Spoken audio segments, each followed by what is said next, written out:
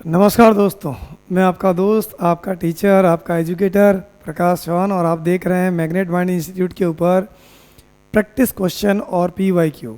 दोस्तों, जैसे कि आपको पता, सॉल्यूशन चैप्टर के अंदर अभी तक हमने 2 सेशन लिए थे और इसके अलावा थ्योरी पढ़ी थी, और जिसके अंदर हमने बताया था कि किस प्रकार से आप जो अपने कॉन्सेप्ट जो आपके टीचर ने पढ़ाए हैं या हमारे इस ऐप के थ्रू आपने पढ़े हैं, तो उनको अपन किस प्रकार से क्वेश्चन पर अप्लाई करके हम अपने स्कोर को बढ़ा सकते हैं। दोस्तों, जैसे कि आपको पता है कि न्यूमेरिकल क्वेश्चन करने के लिए हमें किन चीज़ों का ध्यान रखना पड़ता है। एक तो हमें स्पेशली इस बात का ध्यान रखना पड़ता है कि जो आप वैल्यू जो आप पुट कर रहे हो वो सारी एक ही यूनिट के अंदर है या नहीं है। अगर वो एक ही यूनिट के अंदर नहीं है और आपने जैसा था वैसा रख दिया तो उससे आंसर नहीं आएगा। तो न्यूमेरिकल क्वेश्चन करने के लिए थोड़ा अलर्ट ज़्यादा रहना पड़ता है, और जो आपके पास थ्योरी पढ़ रखी है आपने या जो कॉन्सेप्ट है वो कौन सा कॉन्सेप्ट कहाँ लगाना, ये आपको सारी चीज़ें आनी चाहिए। तो थोड़ा सा शुरुआत में इसमें परेशानी होती है, लेकिन आप ज़्यादा क्वेश्चन करते हैं तो उसके बाद प्रैक्टिस हो जाती है, और बाद में जो ही कोई नया क्वेश्चन मिलता है आपको उस टाइप का, तो बड़ा आनंद आता है और कॉन्फिडेंस भी होता है कि यार नहीं, अब मैं इस टाइप का क्वेश्चन कर लूँगा। तो दोस्तों, हम लोग सॉल्यूशन वाले चैप्टर के कुछ और क्वेश्चंस जो रहे हुए हैं उनको करते हैं और आपको सिखाते हैं कि किस प्रकार से आप भी इन चैप्टर्स के अंदर एक अच्छा स्कोर बना सकते हैं। तो लेट्स स्टार्ट। क्वेश्चन देखिए दोस्तों, मैं आपको इसको हिंदी और इंग्लिश दोनों में पढ़ूंगा और बताऊंगा, और इसमें आपको भी यही इसमें ध्यान रखना है कि अगर कोई इंग्लिश में समस्या आती है तो आप उसको हिंदी में भी समझ सकते हैं, और हिंदी मीडियम के स्टूडेंट हैं तो वो इंग्लिश भी साथ साथ में सीख सकते हैं, क्योंकि मैं हिंदी में तो बोलूँगा ही। Which inorganic compound can act as semi permeable membrane. दोस्तों, ये आपके जो क्वेश्चन है वो बिल्कुल इंफॉर्मेशन बेस्ड है। SPM जो होती है, सेमी परमिएबल मेम्ब्रेन या अर्ध पारगम्य झिल्ली, वो किस इनऑर्गेनिक कंपाउंड से बनी होती है। तो वैसे तो आपके जो आपने देखा होगा NCERT में जो पॉइंट लिखा हुआ है वो ये लिखा हुआ है कि ये cellphone paper, parchment paper, cellphone paper कह दीजिए या पार्चमेंट पेपर कह दीजिए या यूरिनरी ब्लेडर कह दीजिए, उनसे मिलकर बनी होती है। लेकिन यहाँ पर हमें इसने बोला इनऑर्गेनिक कंपाउंड चाहिए आपको, तो ये आपको थोड़ा याद रखना पड़ेगा। ये कॉपर फेरोसाइनाइड से मिलकर बनी होती है ना। तो ये एक इंफॉर्मेशन बेस्ड क्वेश्चन है, तो इसका आंसर क्या रहेगा? Answer 4th is correct. ठीक है भाई, तो ये तो बिल्कुल आसान था। अगला क्वेश्चन देखते हैं। If 0.1 m solution of glucose and 0.1 m urea solution, ये दो सॉल्यूशन हैं, are placed on the two sides of the semi permeable membrane to equal height, then it will be correct to say that. इसके बारे में क्या कहना सही होगा? अब अपन ये कह सकते हैं कि एक आपके पास में मान लीजिए यूट्यूब है दोस्तों, यूट्यूब वो नहीं जो आप फ़ोन पर चलाते हैं, एक ग्लास यूट्यूब है, और एक में आपने क्या भर दिया है, एक के अंदर आपने भर दिया है 0.1 m ग्लूकोज सॉल्यूशन, और एक अपने पास में क्या है, इस तरफ आपने भर दिया है। तो आप ऐसे डायग्राम बना के करेंगे तो I think that will be very beneficial for you. 0.1 m urea, और इन दोनों की हाइट क्या है? इक्वल है। क्या बोला गया भाई? दोनों की हाइट इक्वल है, then it will be correct. मतलब इसके बारे में बात ये अपने क्या लगा दी बीच में, SPM। तो देखो दोस्तों, इस सवाल को कैसे करेंगे आप? ग्लूकोज है और एक यूरिया है, दोनों की कंसंट्रेशन क्या है? सेम है। अगर कंसंट्रेशन सेम है, आपको पता है इसका I कितना होगा? 1 होगा। यूरिया का भी I कितना होगा? 1। I का मतलब इसके अणु कितने होंगे आपके? 1 होगा, इसका भी 1 होगा। मतलब ये भी 0.1 मोल होगा और ये भी कितना होगा? 0.1 मोल होगा। सांद्रता बराबर है, जो नंबर ऑफ पार्टिकल्स बराबर है, तो ये न तो इधर जाएगा और न ही इधर जाएगा। ये लेवल आपके उसमें कोई चेंज नहीं आएगा। तो क्या दिया ऑप्शन देखिए, there will be no net movement across the membrane. इस मेम्ब्रेन के दोनों तरफ कहीं पर भी आपके मूवमेंट नहीं होगा। समझ रहे मेरी बात? तो यहाँ आप कह सकते हैं कि यहाँ पर मूवमेंट नहीं होगा। Glucose will flow towards urea glucose urea की तरफ जाएगा, urea will flow towards the glucose, नहीं, ऐसा बिल्कुल नहीं है। Water will flow from the urea, ऐसा बिल्कुल ही नहीं है। हमें पता चल चुका है कि अगर आपके पास ऐसा सवाल आ जाता है, कंसंट्रेशन इक्वल है और सब कुछ इक्वल है, तो यहाँ पर आपके किसी तरफ ये नहीं जाएगा, तो answer will be first. Answer क्या रहेगा भाई? फर्स्ट आएगा। आगे देखते हैं दोस्तों। If mole fraction of solvent in solution decreases then, ये कह रहा है कि अगर अपने पास मोल फ्रैक्शन ऑफ सॉल्वेंट आपने क्या किया, घटा दिया, तो ऑस्मोटिक प्रेशर के बारे में क्या कहेंगे आप? बॉइलिंग पॉइंट के बारे में क्या कहेंगे? सॉल्वेंट का मोल फ्रैक्शन आपने घटाया है, तो अगर मैं आपसे बात करूं कि इससे क्या फ़र्क पड़ता, पानी की मात्रा घटा रहे हैं अपन, तो मोल फ्रैक्शन ऑफ सॉल्वेंट का मतलब क्या हो गया? ये क्या, N of solvent upon N total. ये कब घटेगी बताइए आप? सॉल्वेंट की मोल फ्रैक्शन कब घटेगी? जब आपको पता है कि ये वैल्यू अपनी क्या हो, घट जाए।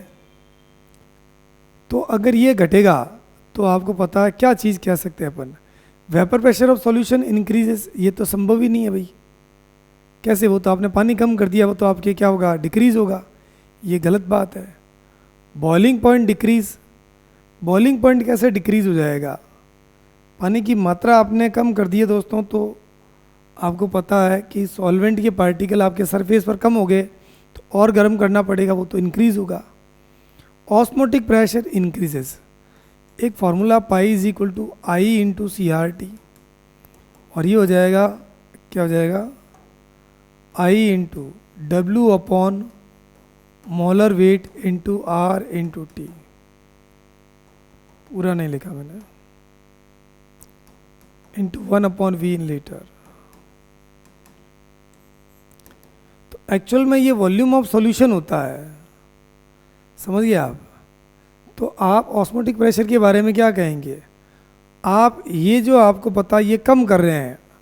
वॉल्यूम ऑफ सॉल्यूशन किसकी वजह से होता है? सॉल्वेंट की वजह से। तो मेन ये आपने क्या किया, कम किया, तो ऑब्वियसली ये वैल्यू क्या होगी, बढ़ जाएगी। तो मेरा आंसर कौन सा रहेगा? Third is the correct answer. चले भी आगे। तो ये आपको न्यूमेरिकली करके देखना, चेक करना, तभी सही होगा, नहीं तो नहीं होगा। क्या दिया देखिए, दिया आपको the osmotic pressure of a solution increases if, ये कब बढ़ सकता है? टेम्परेचर को लोअर किया, घटाया जाता है, वॉल्यूम को बढ़ाया जाता है, number of solute molecules increase. तो osmotic pressure of solution increases, ये कब बढ़ सकता है? I into C R T. या तो मैं टी बढ़ा दूं, है ना भाई, या सी बढ़ा दूं, कुछ ना कुछ तो मुझे चेंज करना पड़ेगा। सी का मतलब क्या, कंसंट्रेशन बढ़ा ली, सॉल्यूट बढ़ाना पड़ेगा आपको। क्या करेंगे भी बताइए? Number of solute molecules is increase, volume तो आपको पता है, इससे तो क्या हो जाएगा, डिक्रीज हो जाएगा। अभी आपको करके बताया था, तो वॉल्यूम से फर्क नहीं पड़ेगा, सॉल्यूट आप इंक्रीज करेंगे तो ऐसा होगा। अगला देखिए 64 number, which of the following solution at the same temperature will be isotonic. Isotonic कब हो सकती है कोई चीज? आइसोटोनिक का मतलब समझ लीजिए, आंसर अपना आप सही आएगा। आइसोटोनिक का मतलब क्या होता है भाई? आइसोटोनिक का मतलब होता है पाई 1 इज इक्वल टू पाई 2। दो सॉल्यूशन है, दोनों के प्रेशर इक्वल होने चाहिए। अब ये आप चाहें तो इसको ऐसे लिख सकते हैं, C1 R into T, C2 R into T. अगर टेम्परेचर सेम है तो रख लीजिए। अब आपको पता है कि आर टी अगर सेम टेम्परेचर पर रिएक्शन है तो कांस्टेंट हो गए, कंसंट्रेशन इक्वल है, तो अपन कह सकते हैं कि वहाँ पर ये हो सकता है। तो आप इसको चेक करेंगे तो देखिए, कंसंट्रेशन मान लो मैंने पहले वाले के लिए गई, क्या 3 पॉइंट, अभी ये कैन शुगर लिखा हुआ है भाई। कैन शुगर जो होता है वो होता है C12, cane sugar C12 H22 O11, 342 इसका मोलर मास होता है। करके देखो आप, तो ये क्या आ जाएगा 3.42 upon 342 into 1 upon V, volume 1 litre दिया हुआ है, इज इक्वल टू 0.18 अपॉन क्या हो जाएगा 180 इन 1 litre of water, 1 litre of water. तो क्या इससे अपना सेम आंसर आ सकता है क्या? 3 विल बी आइसोटोनिक पूछा भैया ना, तो चेक करें, क्योंकि which of the following solution at the same temperature will be, तो टी मैंने कैंसिल कर दिया, आर कैंसिल कर लिया, कंसंट्रेशन जहाँ इक्वल हो जाएगी, तो 3.42 और इसका मोलर मास कितना होता है 342 और इंटू 1 अपॉन ये लीटर कितना दिया हुआ है 1 लीटर दिया हुआ है, और ये 0.18 ये 180 ग्राम के अंदर, क्योंकि ग्लूकोज का मोलर मास कितना होता है 180 होता है। चेक कीजिए क्या दोनों बराबर आ रहे हैं क्या? अगर ये दोनों बराबर आ रहे हैं तो ये देखो, ये पॉइंट गया 100 आ जाएगा, ये पॉइंट गया ये भी क्या आ जाएगा 100 आ जाएगा, तो ये 1/10 और ये भी क्या आ जाएगा भैया, आपको मैं करके दिखा देता हूँ, ये कितना आ जाएगा 10, तो 1/1000 आएगा, और ये जाने से कितना आ जाएगा 1/100 आ जाएगा, तो ये तो आंसर नहीं हो सकता। सेकंड ऑप्शन देखते हैं, सेकंड में क्या दिया हुआ 3.42 इन 1 लीटर, तो ये तो सेम ही आएगा 1/100, 0.118 इन 0.1 लीटर, तो अगर मैं इसको 0.1 लीटर कर लेता हूँ तो ये 10 ऊपर जाएगा, कैंसिल हो जाएगा, ये 1/100 सेम आ गया। तो ये आपने चेक किया कि दोनों के आइसोटोनिक होने के लिए अगर आर सेम है तो कट गया कैंसिल, और टी भी सेम है तो कैंसिल हो गया। आंसर कौन सा रहेगा 64 का सेकंड। अगला देखिए, if density of 2 molar sucrose solution is 1.5 gram per ml at 25 degree Celsius, find out the osmotic pressure. तो पाई इज इक्वल टू क्या होता है भाई, I into C R T, ये अपना फॉर्मूला है, इसका अपन थोड़ा सा क्या करेंगे इस्तेमाल करेंगे।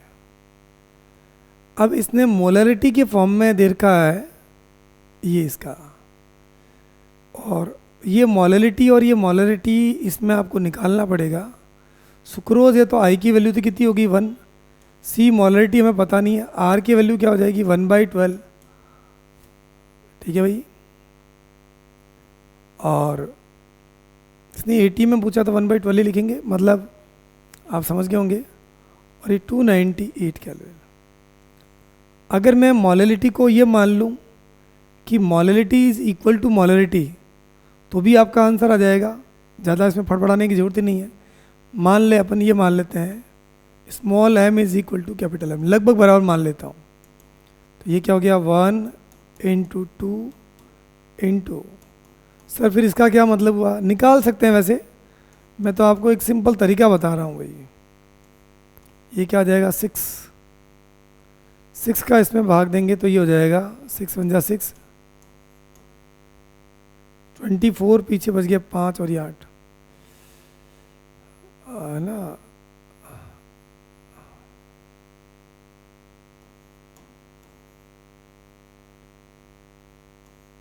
ये अप्रोक्सीमेट के हिसाब से मैंने 49 निकाला है, तो बाकी किसी में ऑप्शन ये नहीं आ रहा है। अगर एग्जैक्ट निकालोगे तो आपके वो एग्जैक्ट आ जाएगा, 0.0821 होता है, तो इसके हिसाब से अपना आंसर कौन सा हो गया 40.7 ATM। तो जब आंसर का गैप बहुत बड़ा होता है दोस्तों, तो वहाँ पर आपको ज़्यादा दिमाग लगा करके या एग्जैक्ट सॉल्व करने की ज़रूरत नहीं है। देखो गैप कितने बड़े बड़े आए हुए थे, तो इसका आंसर कौन सा रहेगा, third is the correct answer. आगे देखिए भाई, if total concentration of dissolved particle inside the red blood cell is 0.3 m and the membrane surrounding the cell is semi permeable, find osmotic pressure inside the cell। मतलब ये कह रहा है कि जो आरबीसी सेल होती है, उसकी कंसंट्रेशन जो है, सांद्रता जो दी हुई 0.3 m है, और अगर ये एसपीएम इसके चारों ओर लगी हुई है, तो आप बताइए इसका ऑस्मोटिक प्रेशर कितना होगा। ऑस्मोटिक प्रेशर किसी भी सॉल्यूशन का अपन निकाल सकते हैं दोस्तों, और इसको निकालने का तरीका क्या है? इसको निकालने का तरीका वही है, pi is equal to ICRT।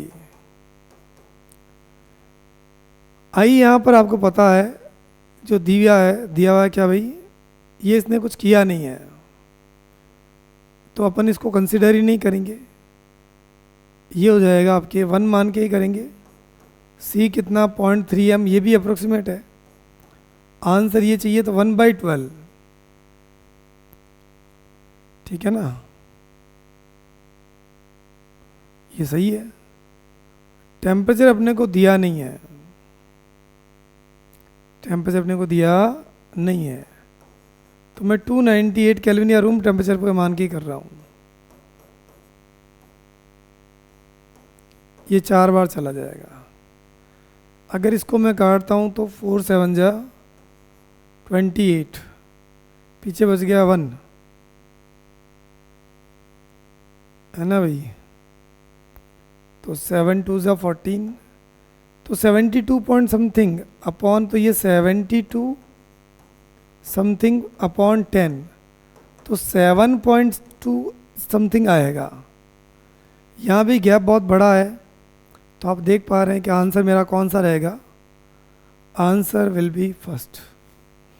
तो यहाँ मैंने आपको क्या बात से कही है कि अगर कोई क्वेश्चन पढ़ते हो, आप न्यूमेरिकल करना है, तो कई बार बच्चा क्या पॉइंटों के अंदर आपके डिवीज़न है, मल्टीप्लाई है, करना चालू कर देता है, वो टाइम वेस्टिंग हो जाएगा और आपको जो इजी क्वेश्चन आते हैं वो छूट जाएंगे। ऐसा नहीं करें भाई। अगला देखिए, equal volume of 0.1 m urea and 0.1 m glucose are mixed, the mixture will have, क्या बोला है, equal volume of 0.1 m urea and 0.1 m glucose are mixed, दोनों को आपके इक्वल वॉल्यूम मिक्स किया जाता है। The mixture will have, mixture के पास क्या चीज़ रहेगा? देखो दोस्तों, एक यूरिया है और दूसरा ग्लूकोज है, तो अब बताइए क्या इनके ऑस्मोटिक प्रेशर में कोई चेंज आएगा?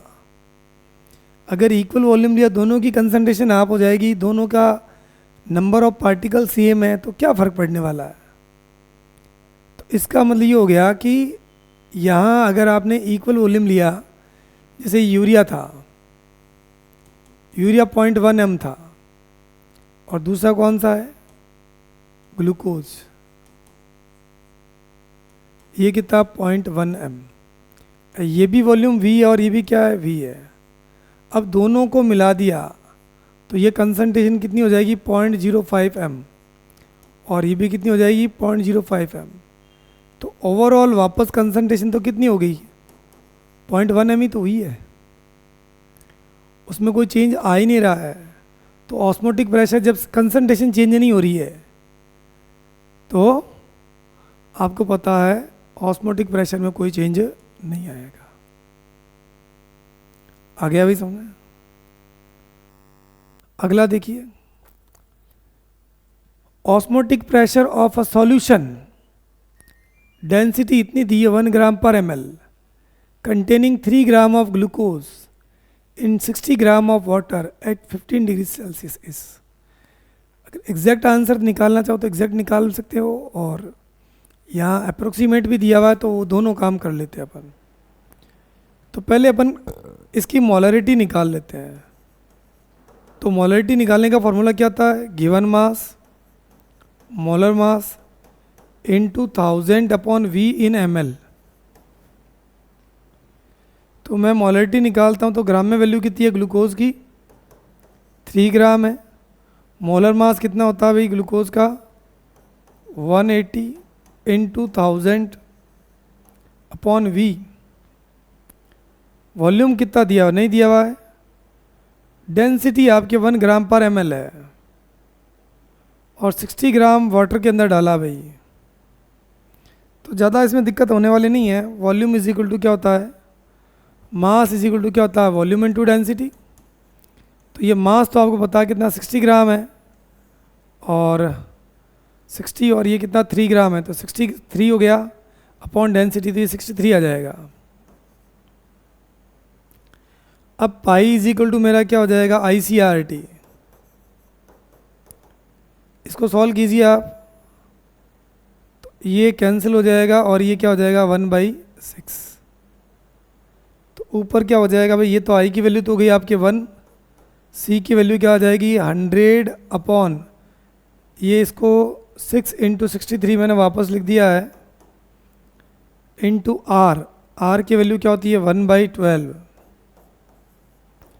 टी दिया है क्या, इसमें दिया है, तो 273 ये डिग्री सेल्सियस में है, तो प्लस 15 जोड़ लो, 273 288 आ गया आंसर। अब इसको आप निकाल के चेक कीजिए तो ये आ जाएगा।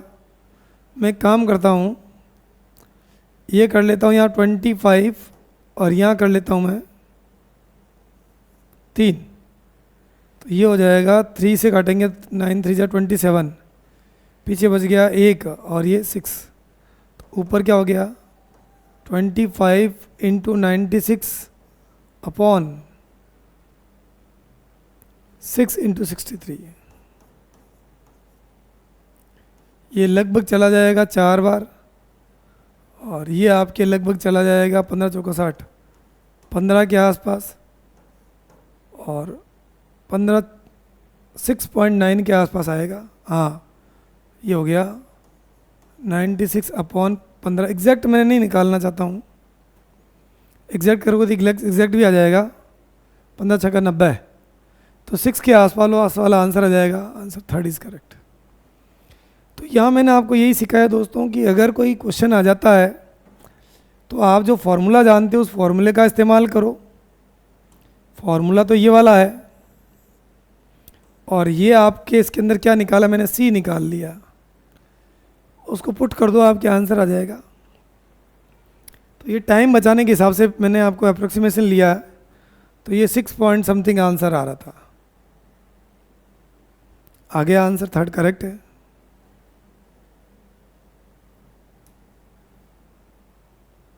आगे देखते हैं भाई, osmotic pressure of a sugar solution at 24 degree Celsius is 2.5 atm. The concentration of the solution in mole per liter is। अब क्या दिया दोस्तों, ऑस्मोटिक प्रेशर दिया हुआ है, एक शुगर सॉल्यूशन है उसका इस टेम्परेचर पर इतना है, तो कंसंट्रेशन निकालनी है, मतलब सांद्रता निकालनी है। आप ऐसे क्वेश्चन को अंडरलाइन कर लो कि ये क्या दिया हुआ है, इसका ओपी दिया हुआ है। जितना आप अंडरलाइन करते हुए पढ़ेंगे आपका क्वेश्चन गलत नहीं होगा। 24 डिग्री सेल्सियस है, कंसंट्रेशन पूछिए आपसे, तो पाई इज इक्वल टू क्या हो गया भाई, ICRT। शुगर है तो आई की वैल्यू कितनी रहेगी, 1 ही रहेगी। पाई कितना दिया हुआ है 2.5 है। सी कितना है, सी फाइंड करना अपने को। आर की वैल्यू 1/12 कर लो, 24 है ये, तो ये 297 हो जाएगा। तो सी कितना हो जाएगा भाई 2.5 इंटू 12 अपॉन, मैं इसको अप्रोक्सीमेशन के हिसाब से 300 कर लेता हूँ, थोड़ा आसान हो जाएगा। तो ये देखो बेटा, ये गया तो ये 1 0 और आ जाएगा, 3 से काटा तो ये 4 बार चला गया, तो 4 इंटू 25 कितना हो जाएगा 100। ठीक है भाई, क्या आ रहा है 100, सही है।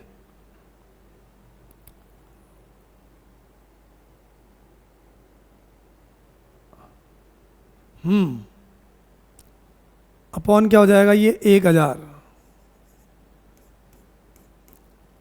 तो 0.1 वाला आंसर हो जाएगा।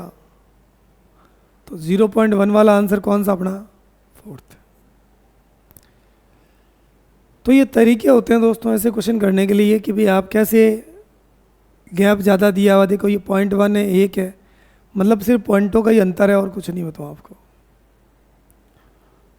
आगे देखो, अ solution containing 8.6 gram urea in 1 litre was found to be isotonic with, ये दिया है ऑर्गेनिक नॉन वॉलेटाइल सॉल्यूट के साथ में दिया हुआ है। The molecular weight of organic solute is how much. मैं वापस पढ़ लेता हूँ। 8 ग्राम यूरिया सॉल्यूशन है 1 लीटर के अंदर, इसकी कंसंट्रेशन दे रखी है, और दूसरा मेरे पास 0.5% W/V दिया हुआ है। ये ऑर्गेनिक सॉल्वेंट है, तो पूछा है कि बताओ the weight, molar weight of organic solute. Isotonic का मतलब आपको पता है क्या होता है भाई, π1 is equal to π2।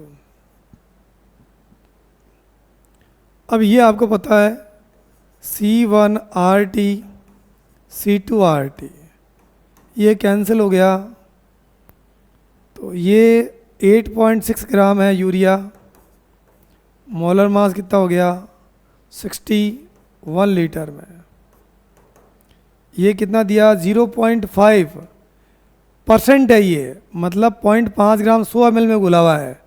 Molar mass मुझे निकालना है, तो 1/100, और ये ऐसा कर लिया तो ये हो गया। तो बताओ भाई मोलर वेट क्या हो जाएगा। तो यहाँ आप चेक करेंगे मोलर वेट, ये कैंसिल हो गया, तो ये हो गया 0.5 को 10 से मल्टीप्लाई किया, तो सीधे ही लिख देता हूँ, ये कितना हो गया 5 इंटू क्या हो गया 60 अपॉन क्या हो जाएगा 8.6। तो ये देख सकते हैं आप, इसमें 8.6 से मैंने डिवाइड कर दिया इसको, तो आप देख सकते हैं इसमें कि 9 से काटता तो 9 या 27, 30 के आसपास आ जाता है। ये अगर 9 मान लेता हूँ तो 30, लेकिन 8.6 से थोड़ा ज़्यादा आएगा, तो आंसर मेरा क्या हो जाएगा 34.89।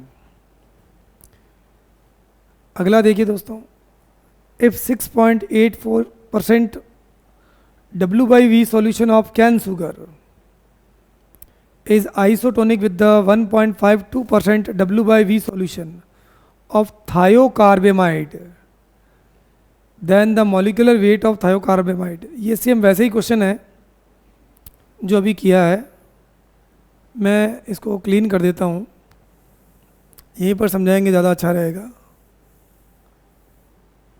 ये तो इसका था सॉल्यूशन।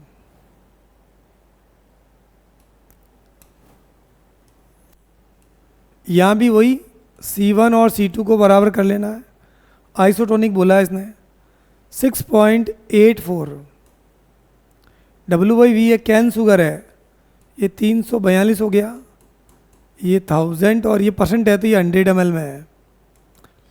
ये क्या दिया भाई 1.5%, 52 मोलर वेट आपको निकालना है, इसका मतलब ये 100 ml में घुला हुआ है, और ये 1000। अब ये थायोकार्बामाइड है, इसका वेट निकालना है अपने को। तो ये देखो दोस्तों, ये जाएगा तो और 100 आ जाएगा, ये गया तो 2 बार आ जाएगा 1020 1020, तो 2/10 ये कितना हो गया 0.2, 1.52 मोलर वेट इंटू 10। अब आप देख लीजिए इसमें आपका आंसर क्या आएगा। तो molar weight is equal to क्या आ जाएगा 1.52 इंटू 10 अपॉन 0.2, 2 5 10। यहाँ देखिए आपके ये बहुत आसान हो गया।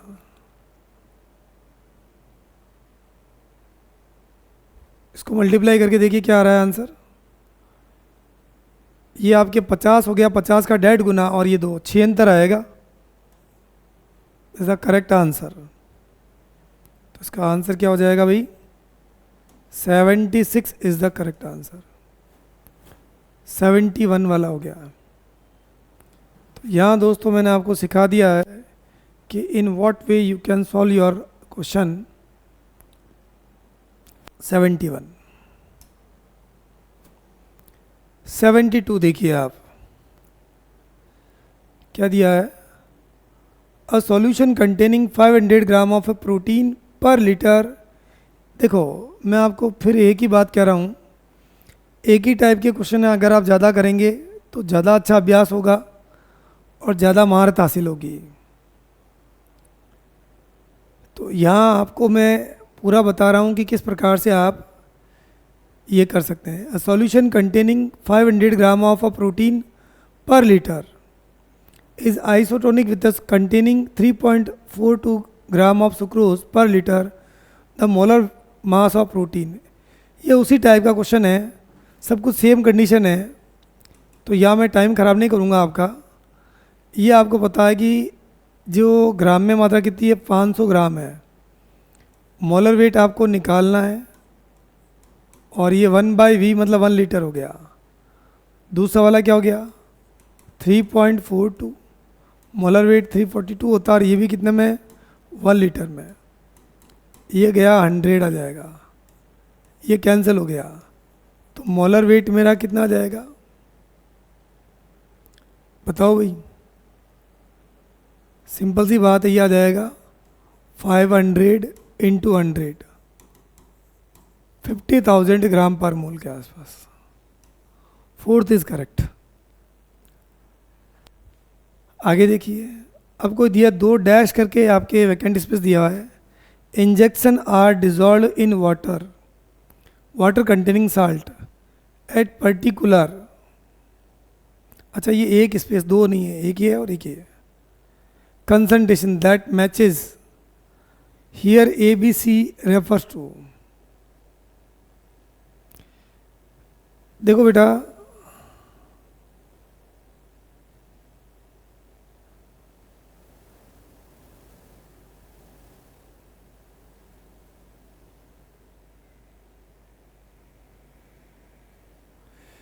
ये इंजेक्शन की बात कर रहा है, तो एक प्रकार से ये बायो का क्वेश्चन हो गया। इसको पानी के अंदर मिलाया गया है और इसमें साल्ट है। ये पर्टिकुलर कंसंट्रेशन पर जो आपके, जो अपन कहते हैं ना इंट्रावेनस जो इंजेक्शन लगाते हैं, वो कंसंट्रेशन को ध्यान में रख करके बनाया जाता है कि भाई ये ब्लड से मैच करनी चाहिए।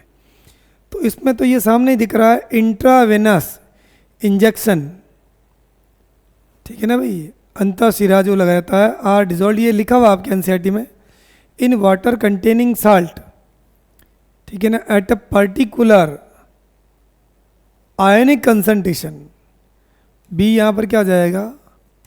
आयनिक कंसंट्रेशन दैट मैचेज, जो मैच करती है blood plasma.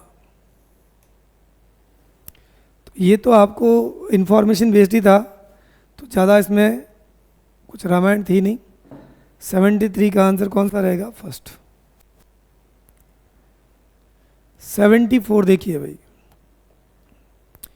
equimolar solution of A and B show the depression in freezing point in the ratio of 2:1।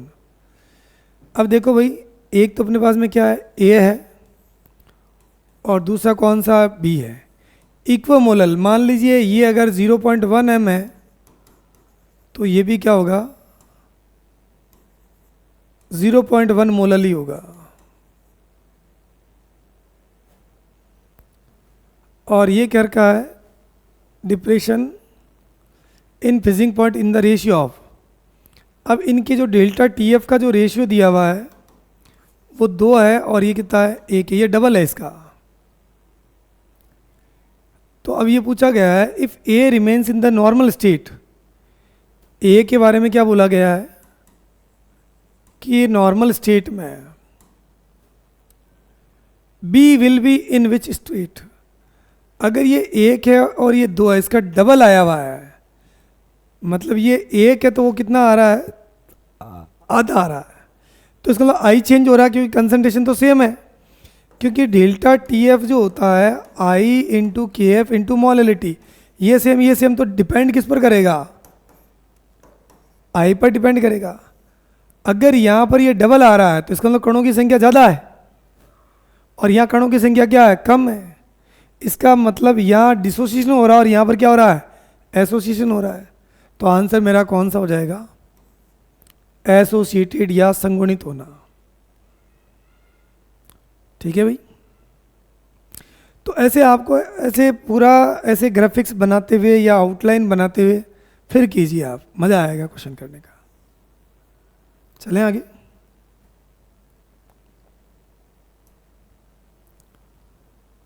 Want of factor is, अब आपको पता होना चाहिए वांट ऑफ फैक्टर होता क्या है। ये एक एबनॉर्मलिटी इन कॉलिगेटिव प्रॉपर्टीज़ को निकालता है। एबनॉर्मल मतलब असामान्य, कॉलिगेटिव प्रॉपर्टी अपॉन, एबनॉर्मलिटी निकालता मतलब ये कहते हैं, ये होता है भाई observed colligative property upon theoretical.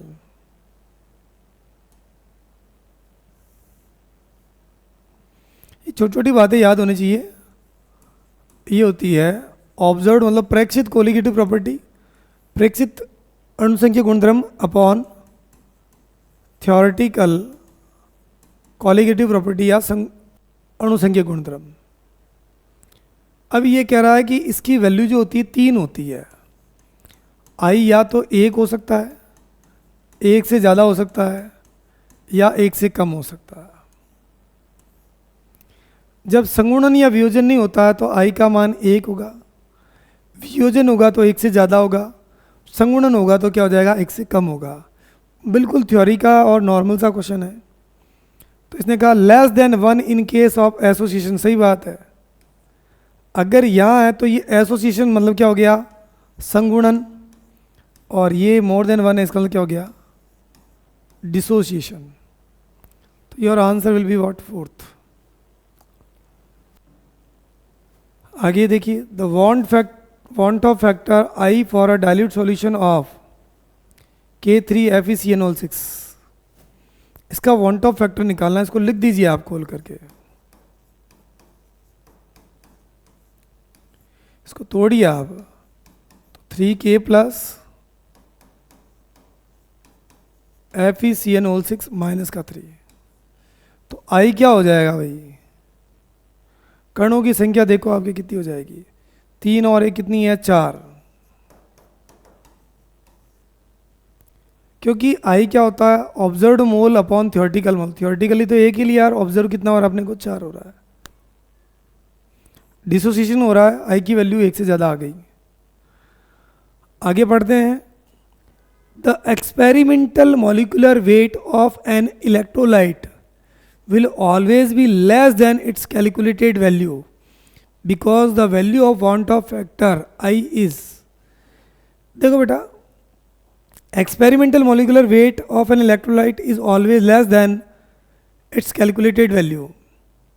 तो ये जो चीज़ है हमेशा ध्यान रखना, एक होता है प्रायोगिक मान और दूसरा होता है सिद्धांतिक मान। मतलब एक ऑब्जर्व वैल्यू होती है और एक थ्योरेटिकल वैल्यू होती है। तो जो प्रैक्टिकली अपन जो चीज़ करते हैं ना उसकी वैल्यू हमेशा कम आती है। तो वैसे तो आपको पता है कि ये होता है, लेकिन आई के लिए ध्यान रखना, ये बहुत बड़ा एक्सेप्शन है। वो क्या रहे, एक्सेप्शन नहीं, सॉल्व करके देखोगे तो MT अपॉन MO, मतलब ये कह रहा है कि थ्योरेटिकल अपॉन ऑब्जर्व्ड, और ये वैल्यू कम है और ये वैल्यू ज़्यादा है, तो ऑब्वियसली यहाँ पर आई की वैल्यू क्या आएगी, मोर देन 1 आएगी। क्या आएगी भाई, 1 से ज़्यादा आएगी।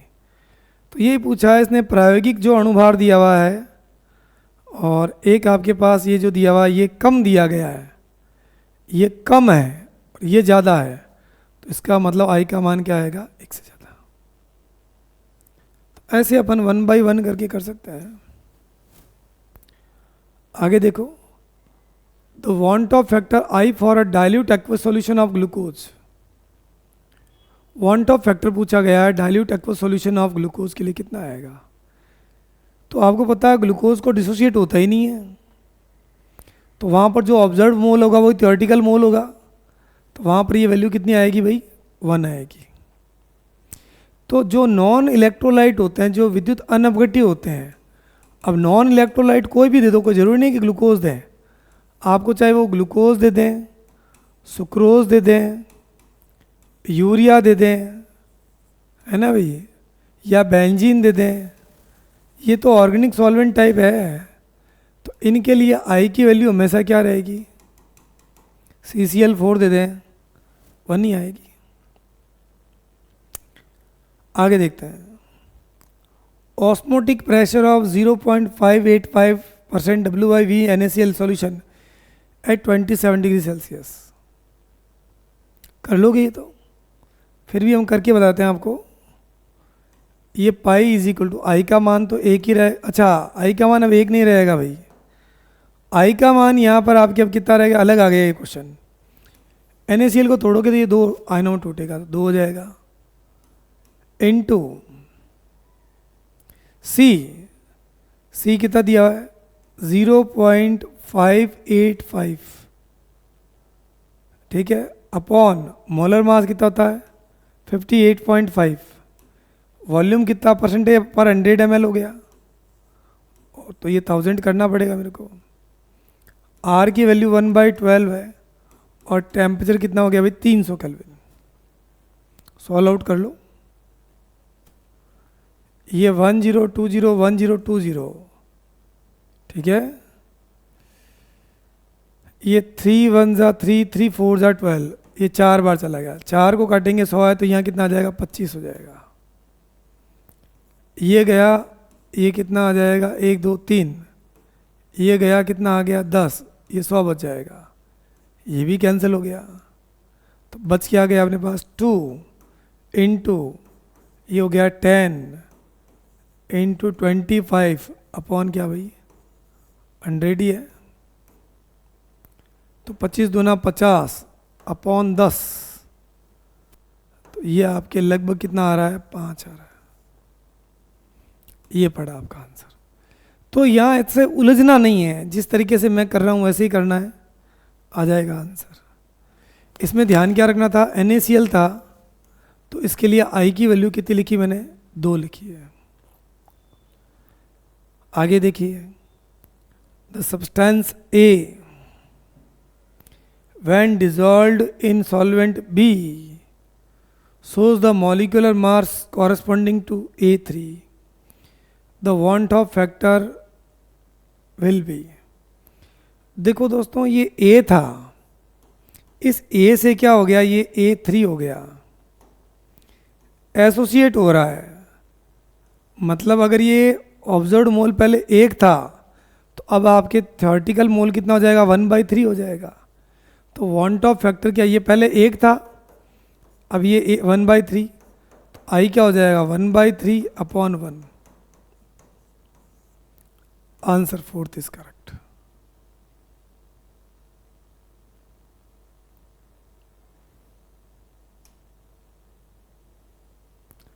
तो ऐसे 1/1 करके अपन आपका 1 मिनट से भी कम समय के अंदर अपन क्वेश्चन कर लेते हैं। बड़ा ही ज़्यादा क्वेश्चन है तो वहाँ थोड़ा सावधानी बरतनी पड़ती है। नीट में या जेई मेन के अंदर इतना टफ क्वेश्चन मोस्टली नहीं आता है, अपन जेई मेंस के क्वेश्चन भी करने वाले हैं।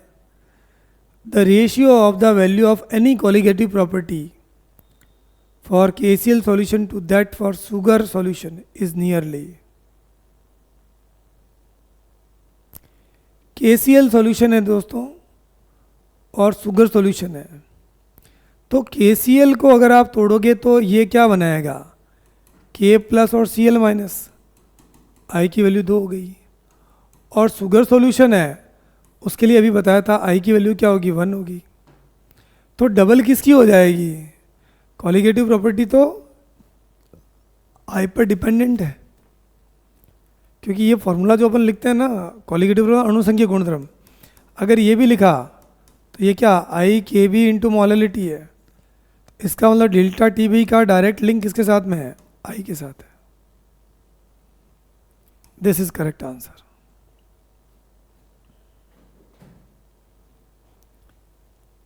The lowering of vapour pressure of 0.1 m aqua solution of NaCl copper sulphate and K2SO4। इसने कहा भाई कि अगर अपन प्रेशर को कम करें, जो वाष्प दाब का अवनमन जो होता है, ये सॉल्यूशन दिए हुए हैं, एक NaCl का दिया हुआ है एक कॉपर सल्फेट दिया हुआ है और एक K2SO4 है। तो अभी जो अपन कर रहे हैं इन सब के अंदर आपने नोटिस किया होगा कि इसके आयन कितने होंगे, 2 हो जाएंगे। इसके कितने आ जाएंगे भाई, इसके भी 2 ही आएंगे। लेकिन इसका कितना आ जाएगा, 3 आ गए। तो अब बताओ लोअरिंग ऑफ वेपर प्रेशर जो होता है वो भी आपको पता है सॉल्यूट की मोल फ्रैक्शन या उस पर डिपेंड करता है। तो सिंप्लीफाई करेंगे तो ये क्या हो जाएगा, ये 1, ये 1 और ये 1.5। ये आंसर आना चाहिए। क्या आंसर आ जाएगा, second is the correct answer.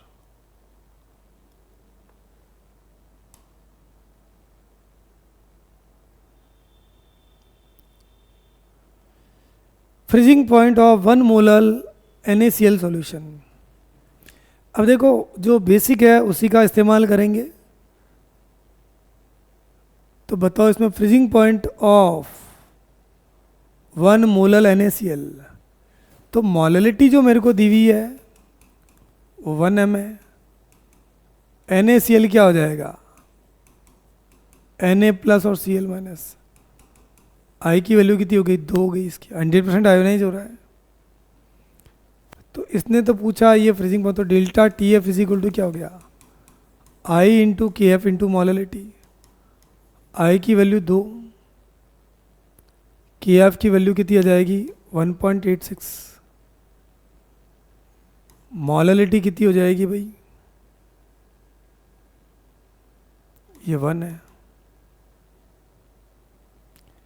तो आपसे तो पूछा क्या, फ्रीजिंग पॉइंट पूछा है। इसको निकाल लीजिए, ये डिफरेंस आएगा 0 से इससे नीचे चला जाएगा। ये 8 दूना 36, ये क्या जाएगा माइनस, सॉरी पहले तो ये लिखेंगे प्लस 3.72। अब आपको पता है डेल्टा TF जो होता है वो क्या होता है भाई, ज़्यादा प्योर का होता है, सॉल्यूशन का कम हो जाता है। तो ये क्या हो जाएगा, ये तो मुझे पता है 0 होता है। तो TF of solution will B, ये माइनस का साइन उधर लग जाएगा, -3.72। Second is the correct answer.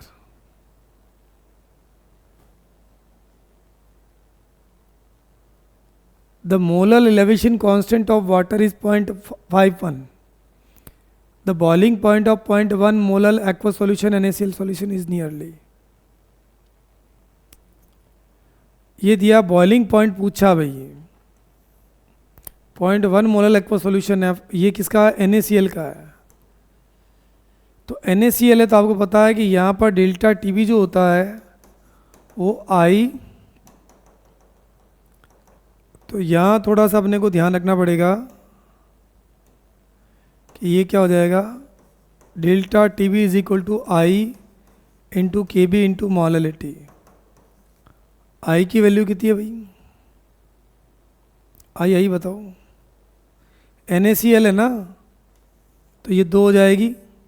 KB का मान कितना है 0.51, मोलरिटी कितनी है 0.1 m। क्या करेंगे बताओ, सॉल्व ही तो करना है यार, यूँ क्या कर रहे हो। तो ये करेंगे कितना जाएगा, 2 और 2 पंजा 10,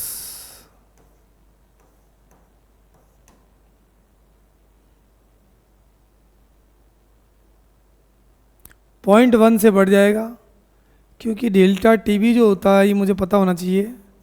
ये हो जाएगा TB ऑफ सॉल्यूशन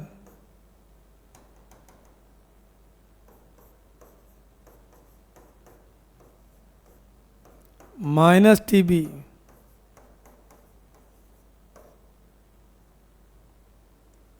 तो ये 100 होता है, आपको पता है, उसमें जाके जुड़ेगा, ये 100 डिग्री होता है, 100.1 के आसपास आएगा। Second is the correct answer. आगे देखिए क्वेश्चन क्या दिया है, phenol associate in benzene as phenol associate हो रहा है, if degree of association of phenol is 40%, तो वॉन्ट ऑफ फैक्टर कितना हो जाएगा? है ना तगड़ा क्वेश्चन, ये अच्छा क्वेश्चन आया। मतलब ए मान लेते हैं, फिनॉल को मैंने ये मान लिया, ये फिनॉल है और ये P/2, मतलब एक है तो ये क्या हो जाएगा? आधा हो जाएगा। लेकिन एसोसिएशन कितना है? 40% ही है, तो वॉन्ट ऑफ फैक्टर कितना हो जाएगा भाई? करें इसको।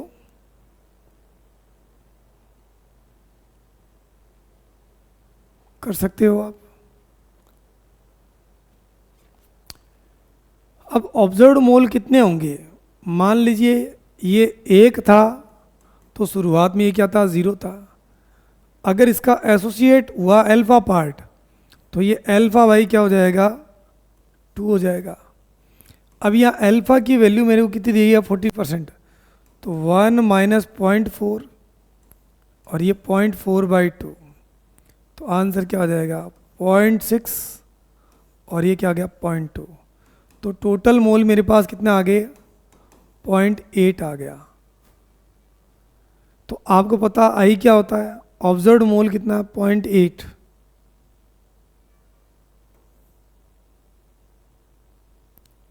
$85।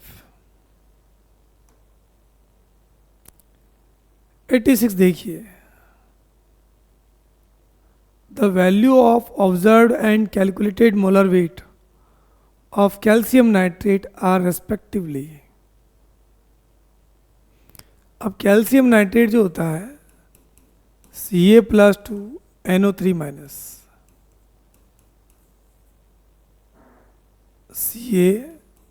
CaNO3 whole twice.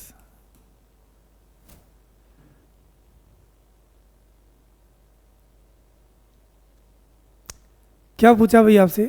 The value of observed and calculated molar weight of, ये ऑब्जर्व्ड और कैलकुलेटेड जो दिया हुआ है, द डिग्री ऑफ डिसोसिएशन क्या हो जाएगा? देखो आई जो होता है वो होता है बेटा MT/MO, theoretical molar mass upon observed. तो मैं इसमें आई निकाल लेता हूँ। MT कितना अपने पास में? पहला कौन सा दिया? ऑब्जर्व्ड, ये है 65.6 और ये कितना? 164 है। तो ये आप क्या आएगा? लगभग 2.5 आ जाएगा। ठीक है भाई। अब ये अपने पास आ गया है, इसने पूछा है कि डिग्री ऑफ डिसोसिएशन निकालो। डिग्री ऑफ डिसोसिएशन निकालने के लिए फॉर्मूला आपने देखा होगा, ये होता है 1 + n-1 × अल्फा।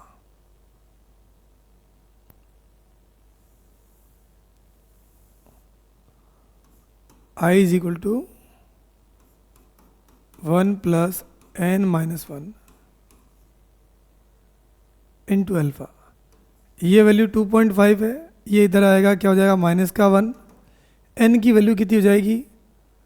2 ये है और 1 ये है, 3। तो 3 में से 1 जाएगा पीछे, की तरह जाएगा? 2 × अल्फा।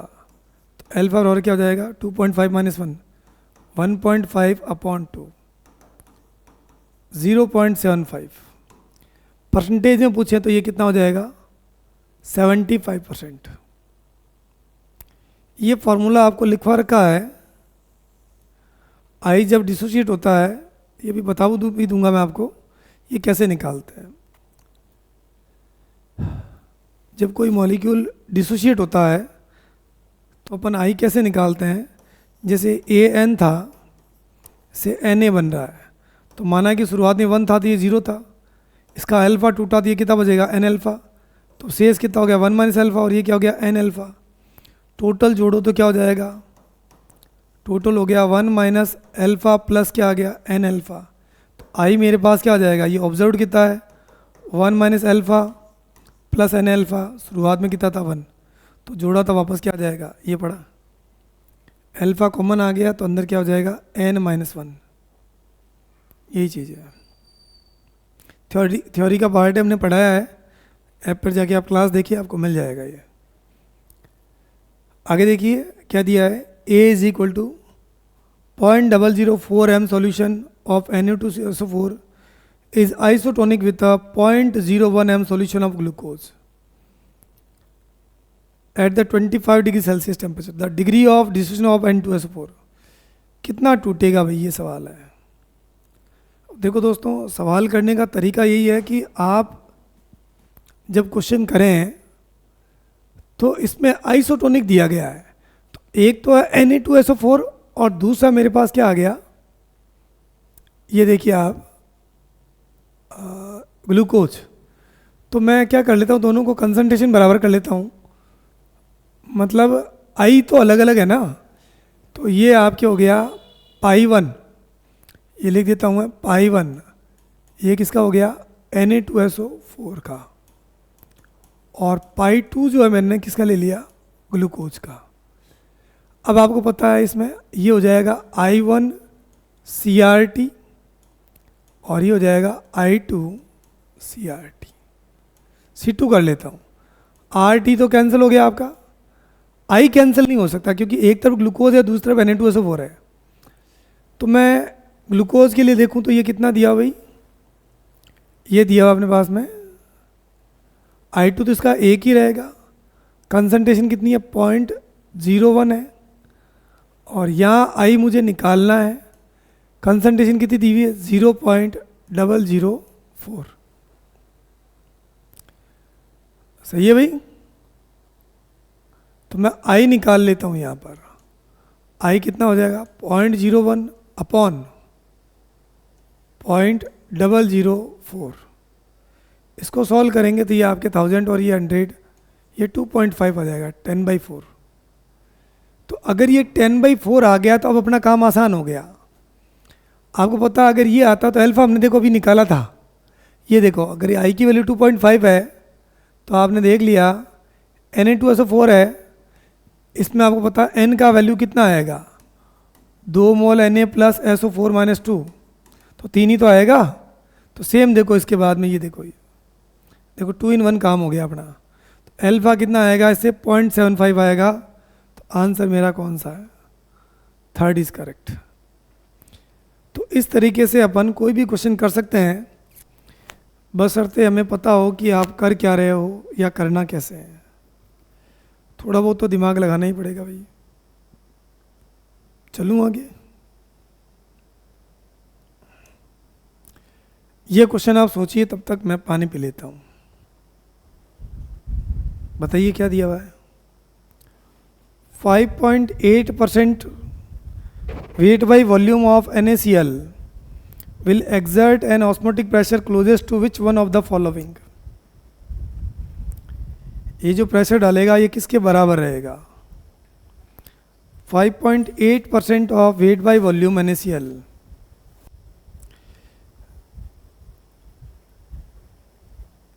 तो I और C दोनों का मल्टीप्लाई जो है ना,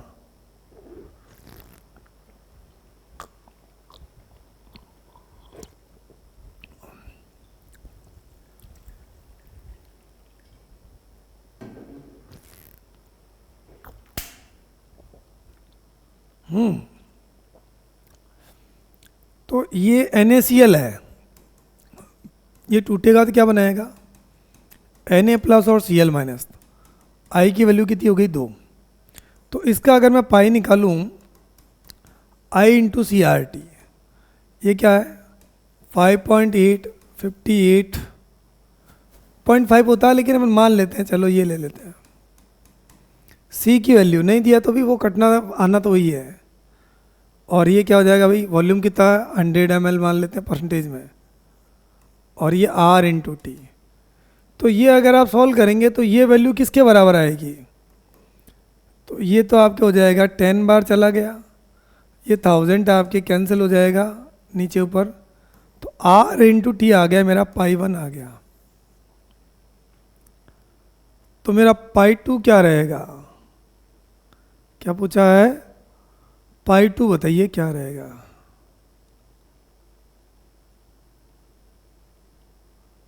करें भाई इसको, बिल्कुल कर लेंगे. तो देखिए भाई, is will exert an osmotic pressure closest to which one of the following. कर सकते हो आप इसमें। तो अब अगर आप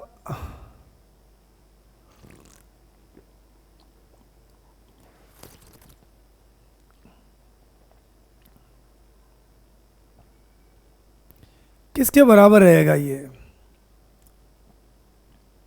5.85 था ये और ये। अच्छा, आई को आपने मल्टीप्लाई नहीं किया, ये 2। तो कुल मिला के अपने आई की वैल्यू कितनी आ रही है, 2 आ रही है। तो इसका मतलब ये मेरा आंसर क्या आ रहा है, 2RT। और सुक्रोज सॉल्यूशन अगर अपने पास में है तो उसका π2 इज इक्वल टू क्या हो जाएगा, ये आपको पता है, ये होता है आई तो इसका 1 ही रहेगा, C/RT।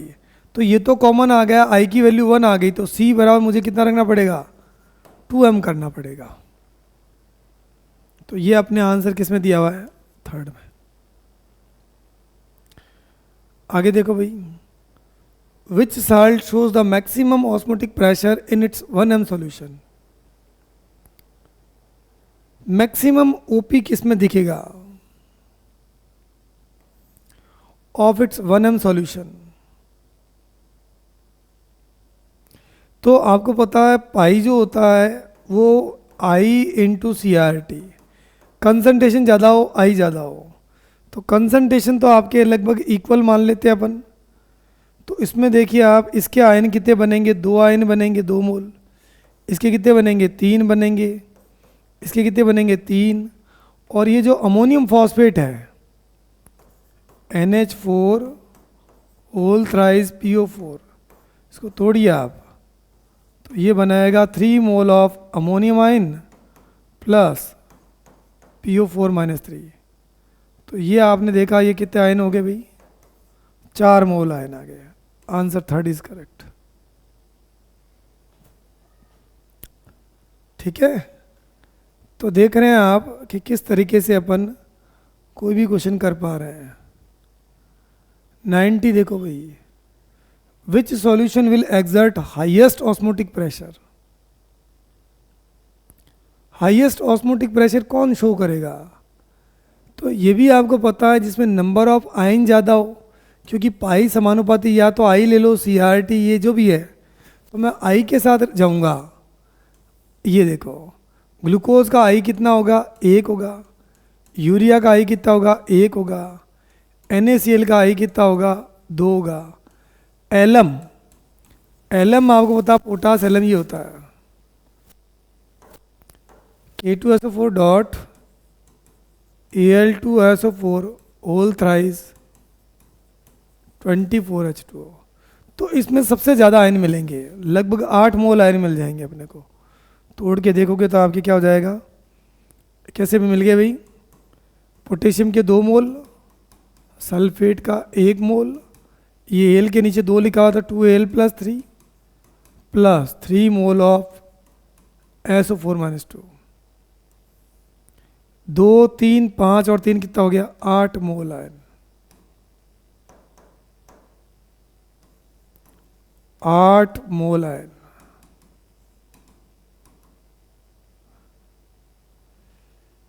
क्या आंसर रहेगा इसका, आंसर रहेगा इसमें 3rd।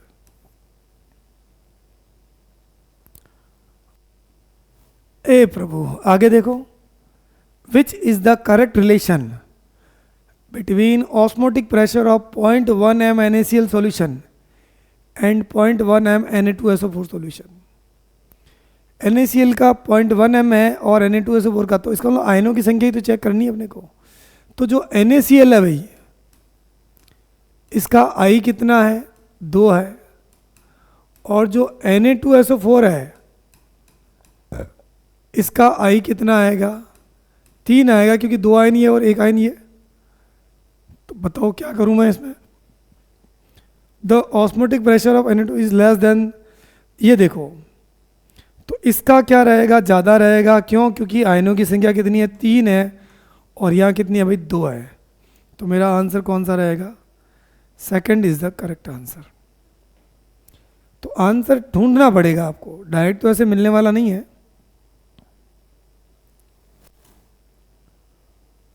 Which one of the following solution will have the highest osmotic pressure. अब देखो दोस्तों, अपन कितनी बार ये क्वेश्चन कर चुके हैं और आपको ये पता लगाना है कि किसका ऑस्मोटिक प्रेशर ज़्यादा होगा। आई ही चेक करना है, इसको तोड़ेंगे आप, क्योंकि कंसंट्रेशन सबकी बराबर दे रखी है। तो ये क्या हो गया, 2Al plus 3 mole of sulphate ion, तो कुल मिला के 5 मोल आयन मिल जाएंगे मेरे को। बेरियम क्लोराइड अगर आपने लिया तो बेरियम +2 और 2Cl माइनस, 3 मोल आयन आ गए। और Na2SO4 लिया आपने, 2 मोल सोडियम और सल्फेट, इसके लिए I = कितना हो जाएगा, 3। तो इसने तो ज़्यादा ही पूछा है ना अपने से, तो ज़्यादा इसी का हो जाएगा। समझ गए भाई? तो मैं आपके लिए थोड़ा बोर्ड से हटता हूँ ताकि आप इसको ढंग से पढ़ सकें। The following solution have the equal concentration, which one will show the minimum osmotic pressure. उल्टा पूछ लिया इसने, इस बार पूछा है कि मिनिमम किस में होगा। तो सिल्वर नाइट्रेट के कितने हो जाएंगे, 2, इसके कितना हो जाएगा भाई, 3 और 1 4, इसके कितने हो जाएंगे, 3, इसके भी कितने हो जाएंगे, 3। तो आंसर कौन सा, सिल्वर नाइट्रेट वाला।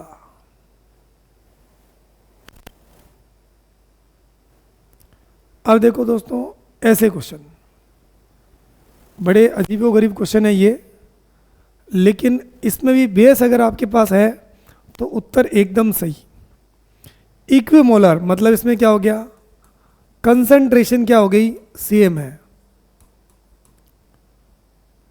BaCl2 NaCl and glucose will be in the order, एक ग्लूकोज है, एक NaCl और क्या BaCl2 है। तो पूछा कि भाई बताओ किसका ऑस्मोटिक प्रेशर सबसे ज़्यादा होगा। ऑब्वियसली इसमें 3 मोल आयन है, NaCl में 2 मोल है और ग्लूकोज में 1 ही है। तो आंसर कौन सा रहेगा, सेकंड। आगे देखो दोस्तों